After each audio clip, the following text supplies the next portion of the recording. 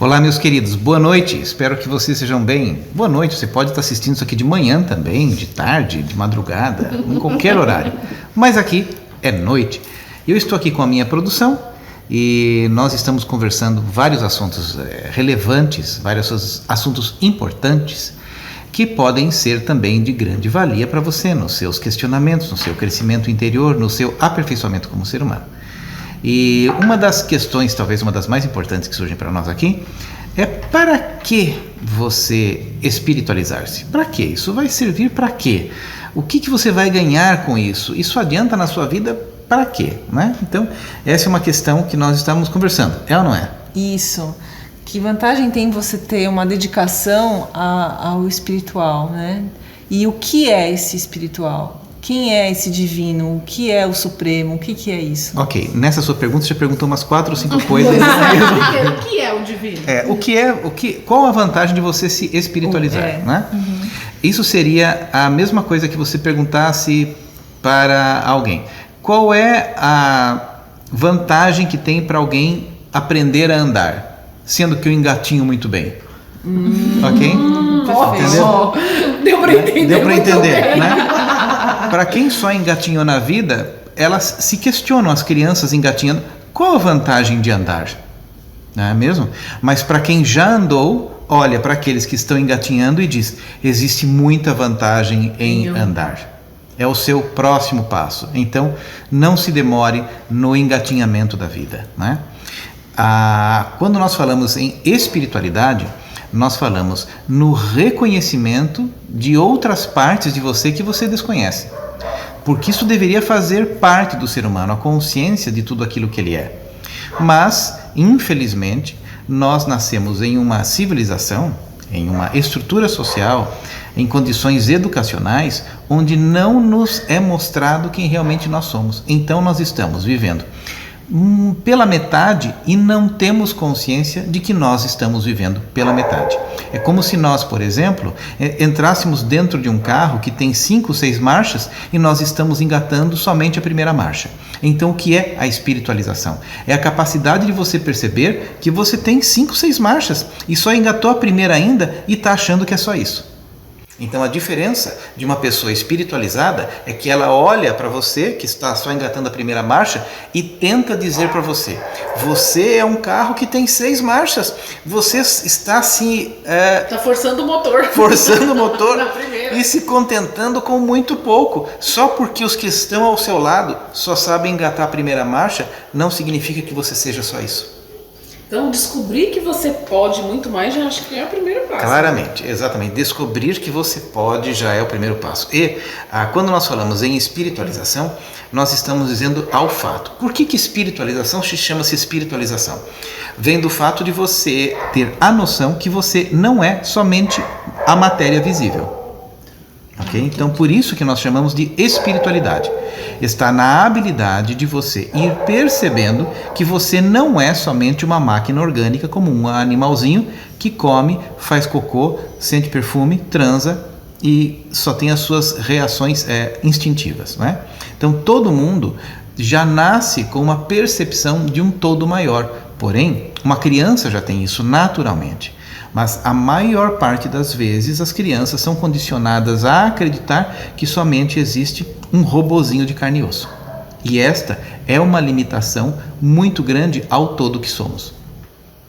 Ou seja, quem se espiritualiza tem uma possibilidade de percepção da realidade muito maior. E com isso, conquista níveis requintados de prazer em todos os níveis.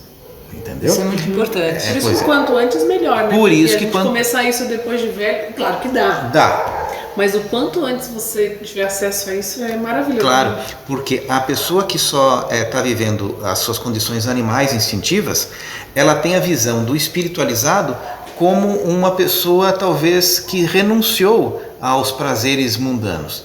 Muito pelo contrário, é aquela que percebeu que os prazeres mundanos, somente, eles são muito pequenos comparados àqueles que ele consegue obter de outras formas. E quem é a pessoa que conseguiu essa espiritualização, ela não perde os prazeres mundanos e ganha muitos outros muito maiores. Então, na verdade, a espiritualização permite a você uma capacidade de você viajar entre os mundos, você ter opções. Quem não é uma pessoa espiritualizada, ela não tem opção nenhuma. Ela é obrigada a ficar encarcerada dentro dos seus limites mentais. É uma expansão da consciência, literalmente, né? Claro, é uma expansão da consciência, é uma percepção chamada percepção hiperestésica. A hiperestesia é a capacidade de você utilizar as suas condições mentais em um nível muito maior. Então, por exemplo, na nossa glândula pineal existem receptores ópticos como o nosso olho. Então, o que é a glândula pineal? É um olho atrofiado. Então, por exemplo, no nosso olho físico nós temos a mácula lútea, nervo óptico que leva as informações até o cérebro. Na nossa glândula pineal nós temos a mesma formação como se fosse um olho, só que é um olho que olha para cima. Ou seja, ele está conectado a níveis supradimensionais. Alguém que conseguiu desenvolver a sua glândula pineal a um determinado ponto, ela consegue viver neste mundo, mas ter acesso a uma condição de informações muito maior que vem de outros planos de consciência. Então ela tem muitas opções. O mundo fica muito diversificado. E para uma pessoa verdadeiramente espiritualista, ela jamais vai conhecer o tédio, porque na medida em que ela fechar os seus olhos, ela está abrindo as suas portas para um mundo infinito de percepções, que uma pessoa que não tem noção acha que não existe. Para uma pessoa que não tem essa noção, o fechar os olhos muitas vezes é só uma fuga para escapar do tédio, do dia a dia e eu poder dormir. A pessoa normal, ela não sabe o que fazer com o tempo que tem, então ela ocupa o tempo com atividades. Ela sempre busca atividades. O que eu faço? O que eu faço? O que eu faço? O que eu compro? O que eu leio? A espiritualidade permite a vida, a própria vida, em outras dimensões de consciência. E é por isso que na Bíblia estava escrito: na casa do meu pai há muitas moradas. Essas muitas moradas na casa do meu pai significam as muitas dimensões que o espírito pode ocupar. Então o espírito, ele pode ocupar esta morada física, como o nosso corpo físico, como o nosso terminal de comunicação, com os nossos 5 sentidos físicos, mas concomitantemente nós podemos interagir com outros mundos. A tradução literal de xamã do siberiano é aquele que consegue interagir nos diversos mundos de consciência. Então ele tem os prazeres relacionados com as infinitas possibilidades dimensionais que ele alcança. É como se, por exemplo, uma pessoa que está só no mundo material, ligada com os 5 sentidos físicos, aquela pessoa que só acostumou a comer feijão com farinha e acha que aquilo ali é o todo da gastronomia. Uma pessoa espiritualizada é aquela que consegue viajar todas as dimensões do mundo e experimentar todos os sabores que nele existem. Essa é a diferença. Só que quem não é espiritualizado nunca chegou a conceber esse tipo de coisa. E a pessoa consegue fazer isso através de exercícios práticos? A pessoa consegue fazer através de uma mudança do estilo de vida. A primeira coisa é o seguinte: nós não podemos viver aquilo que negamos. Então, isto não é possível para um ateísta, né? Para um ateu. A pessoa não consegue experienciar aquilo que ela nega. E existem muitas pessoas que negam as realidades transcendentais por simples medo. É como uma criança que, negando a existência de uma privada, ela vai o corpo crescendo, mas ela continua fazendo cocô na fralda. Okay? Um dia, quando ela ganha autonomia, ela percebe outras dimensões e outras possibilidades. Então, a perda do medo, a transcendência do medo, é o primeiro fator que precisa existir para que o indivíduo nasça para o mundo do espírito. É aquela mesma força que impele o pintinho a bater na casca, e uma vez rompida a casca, ele nasça para um outro mundo. Um pintinho medroso, ele pode ficar dentro da casca e falar assim: não existe nada além daqui, não existe nada além daqui. Eu, quebrar isso aqui, eu vou morrer, o que vai acontecer além disso? Então é o pintinho medroso que nunca nasce para a vida. Então quem não nasceu para o mundo da transcendência é como o pintinho que se transforma num natimorto. É a mesma coisa, não tem diferença nenhuma. Um ser espiritualizado que olha para alguma pessoa que está enclausulado em um ovo de medo, percebe a mesma coisa. E fica esperando um momento daquele indivíduo, movido pela força da própria vida, a nascer para o mundo maior. Porque a pessoa só pode fazer isso sozinha, não adianta ficar convidando, né? Eu estou vendo que a pessoa não acordou, eu não posso convidá-la a acordar. Não tem como. Você pode simplesmente dar as boas-vindas depois que ela acorda. Sim. Mas o convite ao nascimento é interior. Porque a força do nascimento de qualquer coisa, ela é interior, não tem jeito. Não dá para você fazer um fórceps espiritual ou uma cesárea espiritual. Não dá para fazer uma cesárea espiritual, não tem como. Então esse é o mundo da transcendência. Então todo mundo nasceu com potências muito maiores do que aquela que ela está usando. Porém, os nossos meios educacionais não favorecem isso. A nossa família, a nossa educação e principalmente as nossas religiões nunca vão favorecer isso, porque a religião não tem nada a ver com espiritualidade. Muito pelo contrário. Porque no momento em que o indivíduo se transforma em um ser livre, ele deixa de ser religioso. E esse caminho da espiritualidade, ele é para dentro, assim, para se conhecer, ou ele é voltado, deve, assim, melhor, ser voltado para o divino, uma conexão com o divino? Ou quando você se volta para dentro, você já se conecta com o divino? As duas coisas acontecem. Por quê? Nietzsche, ele tinha uma frase que dizia o seguinte: enquanto você como árvore, enquanto as suas raízes não atingirem o inferno, a copa não pode atingir os céus. Ok?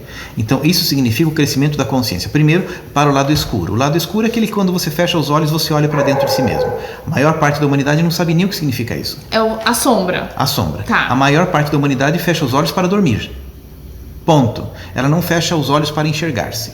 Então, na medida em que você fecha os olhos e vai para dentro de você mesmo, a sua copa consegue estender-se e você consegue interagir com outros mundos também. É uma razão concomitante. Na medida em que as suas raízes se aprofundam, a árvore consegue crescer. Então, se eu quero me conectar com o divino, eu tenho que me conectar com a minha sombra. Você invariavelmente precisa conectar-se com a sua sombra. Essa é a essência do Tantra, né? É a essência do Tantra. Tá. Porque é nos ensinado, entre muitas aspas, que para se conectar com o divino, você tem que renegar ou excluir negar. ou cortar as raízes, vamos dizer, podres, vamos dizer assim. Sim. Tirar isso da sua vida e, na verdade, é incluir. Esse é um conceito religioso. Na religiosidade, você precisa negar uma série de coisas para alcançar o divino, porque a religião não tem o objetivo de levar o indivíduo à iluminação. A religião tem a necessidade de levar o indivíduo para ela mesma, para dar dinheiro, para construir templos do homem, que não tem nada a ver com Deus, não é? Então, nós vamos primeiro entender o que é o divino, o que é o Deus. Vamos lá.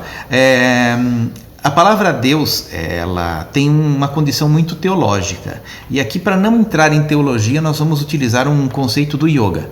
Nós vamos chamar o Deus de absoluto. Então, o que é o absoluto? Absoluto é a soma de todos os relativos, né? Então, o que é o absoluto? É a somatória de tudo. Então, quando, por exemplo, o indivíduo começa a estudar a geometria sagrada, ele vai começar a entender que nós vivemos em uma dinâmica matemática perfeita, que todas as coisas são absolutamente encaixadas e interdependentes e que nós, geometricamente falamos, nos encaixamos com todo o processo criacional da vida. Isso é uma matemática pura. Se o indivíduo estudar geometria sagrada, se tivesse aula de geometria sagrada na escola, as crianças já sairiam dali com uma consciência espiritual muito grande. Por isso que eu questiono absolutamente tudo aquilo que se aprende dentro dos centros acadêmicos, universitários, no ensino fundamental, porque não é ensinado para as crianças as coisas mais importantes da vida. Não é ensinado nada do que aquilo que é importante. Okay? Só é ensinado condições supérfluas. A grande prova disso é que a maior parte das coisas que você estudou no seu ensino fundamental, até no seu ensino acadêmico, você não usa para nada até agora. Okay? Não foi ensinada a matéria como lidar com as suas emoções. Não foi ensinado no seu ensino fundamental geometria sagrada para você entender como que a sua existência corpórea, física, se encaixa com todas as existências do universo, físicas, materiais e espirituais. Não foi ensinado isso. O essencial, a base da vida, não é ensinado nas escolas, nos centros acadêmicos. Os centros acadêmicos foram projetados e desenvolvidos para manter o ser burro, né? Eles foram isso, né? Então existe uma maquinação para que isso aconteça, porque o conhecimento dissolve a escravidão. E uma das maiores escravidões que tem é a falsa ideia de que nós precisamos estudar nas universidades para conseguirmos algum tipo de conhecimento. Ok? Então, como que a própria universidade vai criar um conhecimento que deixaria você livre dela mesma? É que nem a religião. É que nem a religião. Mas o que eu percebo nessa questão da sombra e do divino é que muitos conhecimentos tidos como espiritualizados ainda, ou batem na tecla da exclusão do seu lado sombra, Da negação mesmo. ou nem abordam Não, isso, nem abordam. entendeu? Como se não existisse. Como não se... Porque eu já venho, né, nessa questão da espiritualidade há bastante tempo, assim, né? Desde nova eu já tenho contato, assim, mais superficial e tudo. Mas eu só ouvi falar da sombra quando eu conheci o Tantra. O Tantra trata da sombra diretamente. Porque E também com o Gasparetto. O Gasparetto já falava. muito tempo. O Gasparetto, mas assim, só. Uma pessoa que já, por exemplo, eu já fazia yoga com 10 anos e tudo, e nunca. Porque se eu com 10 anos, vamos dizer, 10, 12, já tivesse ouvido falar sobre essa questão do meu lado sombra, eu já não teria reprimido muitas coisas. Ou eu já teria olhado com mais carinho para as coisas mais sombrias da minha personalidade. Mas, mesmo assim, conteúdos, vamos dizer assim, tidos como alternativos, não tratam disso. Mas Não a questão trata. é que quem aprendeu assim, ensina para os filhos. Ele não vai aprender na escola isso de novo. Já é ensinado desde pequeno. Como a gente aprendeu a ser assim, a não falar sobre a sombra e nada, a gente já vai passando para os filhos, que nem a sua mãe aprendeu assim. Mas eu não tô falando dos meus pais, eu tô falando de conhecimentos paralelos que eu fui procurar. Por exemplo, ainda assim, eu fiz yoga muito nova, eu fiz reiki, eu frequentei a Provida, eu fiz várias coisas, eu fiz constelação, eu fiz várias. Não Tá trata. entendendo? Tipo, nunca ninguém tá tirando o Gasparetto, foi onde eu comecei a ouvir, foi verdade. O Gasparetto fala muito dessa questão do lado sombra. Muito. E o Tantra, acabou. Mas quantas coisas eu já tinha lido, ouvido. Sim, se fala muito pouco. Entendeu? Eu entendo que é uma questão muito delicada e que aí, né, mas... É uma questão muito delicada porque quando nós dizemos que sombra tem uma ligação com tudo aquilo que você reprimiu, o indivíduo, ao ouvir isso, ele já pensa assim: eu reprimi a minha sexualidade. É o começo. É a Então, primeira coisa. agora o que eu vou fazer? Eu vou desreprimir a sexualidade e sair dando para todos. Isso. E esse é o Distorce, né? pensamento distorcido, Exato. ok? E é por este receio da distorção que a maior parte das pessoas não tem coragem de tocar no assunto. Porque não é nem uma coisa, nem outra. A tomada da consciência não é sair do jejum para comer um porco por dia. É a mesma coisa, pessoal. Eu como um porco por dia, agora não vou comer mais nada. Eu não como mais nada, agora vou comer um porco por dia. Não é uma coisa nem outra. É a tomada da consciência. Né? E talvez isso que nos afasta tanto do divino. Sim, porque o divino não é nem bom nem mal. É outro equívoco que as pessoas fazem, que bondade e maldade, positivo e negativo, são atributos humanos. Não são atributos do divino. Porque o divino, ou o Deus, ou qualquer conceito teológico que você coloque esse título, não é nem bom nem mal. E como ele é o todo, ele é a somatória do que você chama de bom com aquilo que você chama de mal também. Se ele é o todo, quem criou Deus? Quem criou Lúcifer? Deus? Quem criou o crime? Deus. Quem criou a vela vermelha da Umbanda lá Deus. Se Deus é o todo. Se você excluir uma coisa de Deus, Deus deixa de ser Deus. Esse é um princípio teológico. É o princípio puro da teologia. Exclua algo do divino e ele deixa de ser o divino. Aquele assassinato que aconteceu na esquina, é Deus. Deus está lá também. Exclua o assassinato e Deus deixa de ser Deus. Porque se Deus é o todo, Deus também inclui aquilo que você, para as suas necessidades de raciocínio, excluiu. Então, só que isso é um conceito muito elevado para um religioso. Sim. Esse é um conceito muito elevado para um religioso. Um religioso não atinge esse raciocínio. Okay? Ele precisa do bem e do mal. Ele precisa do bem e do mal. Ele precisa acreditar que tem o mal, que tem o diabo e que tem Deus. Aí, se você perguntar para o religioso: mas quem que criou o diabo? Quem criou o diabo foram os seres humanos. Mas quem criou o ser humano? Foi o Deus.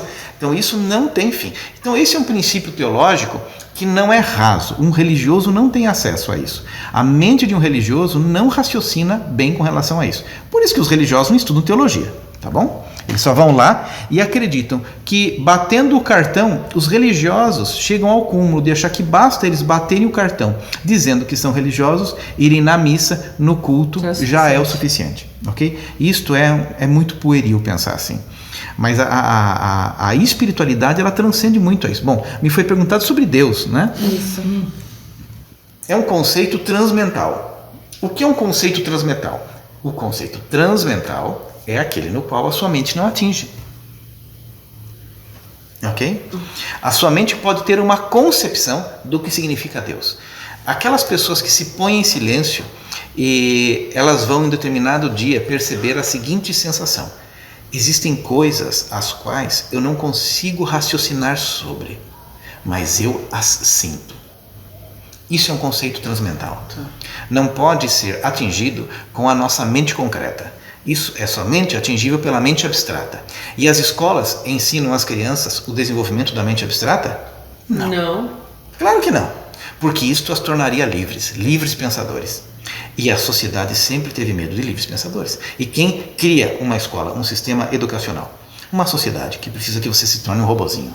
Então nós vamos perceber que toda a libertação humana significa conseguir quebrar todos os muros que foram criados para fazer de você um animalzinho cercado. Então a espiritualidade é um ato de rebeldia, como a que Jesus, por exemplo, teve. Qual é a religião de Jesus? Duvido alguém saber responder. Jesus era cristão? Jesus era católico? Jesus era judeu, ok? Mas até ele discutia com os sacerdotes da religião da qual ele era pertinente, não é mesmo? Porque o ato da rebeldia é o ato do questionamento da vida. Porque verdade absoluta ninguém tem. A verdade absoluta é uma condição inatingível. Porque a verdade absoluta não é domínio da mente. Então não existe condição retórica capaz de ter uma resposta absoluta para qualquer coisa. Porém, o questionamento é aquilo que impele o indivíduo a rasgar os limites das suas caixinhas menores e migrando para caixas maiores até que, por força do próprio espírito, ele se liberta de todos os limites da consciência. Então, esse que é o crescimento espiritual. Como que você adquire o crescimento espiritual? Simples. É só você pensar da forma simples. Como que eu adquiro conhecimentos sobre os diversos tipos de vinho que existem no mundo? Fácil. Comece a conviver com enólogos. Comece a conviver com enólogos, vá em lugares, por exemplo, que tem reuniões de vinhos e clubes de vinhos e comece a se conectar com isso tudo. Não vai demorar muito tempo para você perceber que você vai começar a entender de vinho. Como que você se espiritualiza? Conecte-se com conhecimentos transcendentais. Existem muitos autores que não têm nada a ver com religião, muitos autores até científicos, que vão explicar uma série de fenômenos a respeito da vida. Por que muitos não fazem isso? Porque simplesmente estão dentro de uma caixinha chamada medo. O medo é um grande bloqueio à expansão espiritual do ser. Então, você sempre vai viver engatinhando na vida. E nunca vai ter a possibilidade de levantar e andar como um adulto. É isso que acontece. E ter o ato de pensar por si mesmo. A maior parte das pessoas não pensa por si mesmo. Ela pega meia dúzia de jargões que existem nos filmes que ela assistiu, nos seriados que ela se identificou, e como uma colcha de retalhos, ela faz conclusões falsas a respeito de tudo. As pessoas não são ensinadas a pensar. Este é o primeiro nível. É o raciocínio lógico. As pessoas geralmente nem raciocínio lógico têm. Elas têm colchas de retalhos adaptadas dos filmes, séries e frases prontas de seu campo familiar, que elas tentam adequar nas situações. Não existe raciocínio. Então nem a parte lógica tem. Depois que o indivíduo conquista a parte lógica, ele conquistaria aquilo que Abhinavagupta chamava de satraka, que é um raciocínio intuitivo. É a capacidade de você raciocinar colocando elementos da sua intuição. Isso é muito elevado. Para isso acontecer, você precisa estar desperto com o seu sexto sentido, onde você consegue olhar e perceber alguma coisa dentro de um ângulo muito avançado de consciência. A humanidade já deveria ter alcançado isso aí há muito tempo. Mas na qual escola é ensinada? Os nossos filhos deveriam estar aprendendo isso nas nossas escolas. E por que não estão? Então essas são as questões profundas que a gente deveria fazer sobre a gente. E essas pessoas que estão saindo dos grandes centros acadêmicos, elas ainda saem com um nível de arrogância tão grande e que, desconhecendo todas essas coisas, se acham conhecedoras de uma coisa ou de outra. Elas conseguem fazer comércio. As pessoas que saem do mundo acadêmico, elas conseguem fazer comércio e tecer filosofias a respeito do mundo raso. Mas aquilo que está ligado à transcendência, jamais. Elas conseguem fazer cálculos, coisas rasas, mas Só um mundo raso. E isso é muito pequeno. É por isso que nós estamos agora, por exemplo, no século XXI, e as pessoas ainda sofrem de depressão. As pessoas perguntam, mas qual é a minha meta de vida? Qual é o meu destino? Por que eu estou triste? Meu Deus, a gente tem o Elon Musk mandando nave aí para tudo quanto é lugar, e as pessoas com problemas humanos embrionários. As pessoas ainda estão com problemas humanos embrionários porque elas não têm uma educação espiritual básica. Mas elas sabem mandar um foguete para um determinado lugar. Ok? Mas onde é que está a educação humana? O sentido humano? Não está, porque não é ensinado mais. Para isso existem escolas de mistérios. Quem que está buscando escola de mistério? Não. As pessoas estão buscando satisfações imediatas. Preciso perder o meu peso. Puxa vida, estou sentindo uma ruguinha aqui no meu rosto, uma ruguinha nova. Um pezinho de galinha que está aumentando. Ela está querendo resolver problemas imediatos, que não são problemas. A própria sociedade está dizendo que isto é um problema para você utilizar a energia da vida para tentar consertar algo que não tem conserto.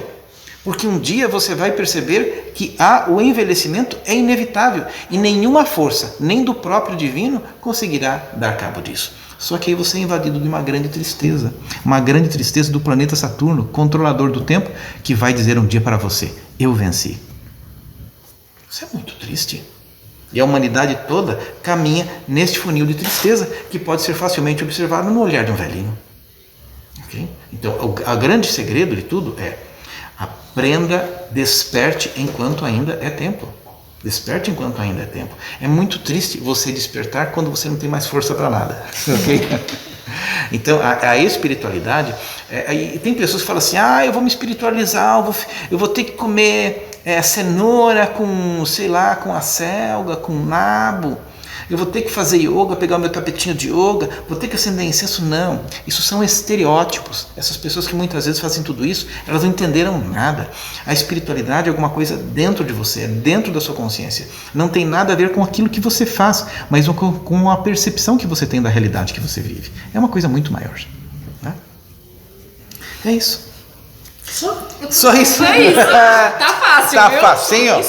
Tá facinho? Se soubesse que era facinho desse jeito, né? Suave. É isso, meus queridos. Se você gostou, curte. Se você gosta do conteúdo, curte, dá uma joinha, faça alguma coisa, se inscreve no canal, faça alguma coisa. Comentários.